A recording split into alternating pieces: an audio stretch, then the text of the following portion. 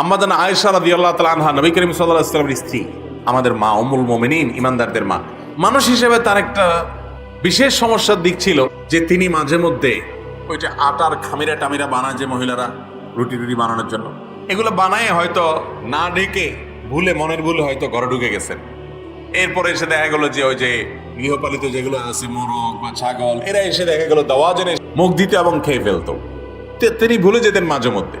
কিন্তু নবী করিম সাল্লাল্লাহু আলাইহি সাল্লাম সেজন্য তাকে, মানুষ হিসাবে এরকম হতেই পারে, নবী করিম সাল্লাল্লাহু আলাইহি সাল্লাম তাকে কখনোর জন্য কোনো কটু কথা তো বলা পরের কথা, তার কষ্টের কারণ হয়, মনোবেদনা হয়, এরকম কোনো কথা কখনো বলেন নাই। আমাদের বোনরা অনেকেই এই বোনের মতো এরকম সমস্যা হতে পারে যে তিনি ভুলে যান।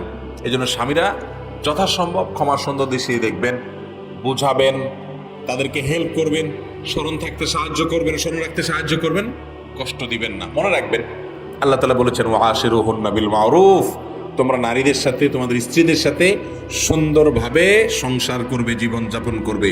তুই তুকারি করে, বাজে ব্যবহার করে, গালমন্দ করে, মুখ খারাপ করে, ছোট লোকি করে তাদের সাথে সংসার করবেন না। যদি করেন তাহলে আপনি গুনাহগার হবেন, পাপিষ্ঠ হবেন।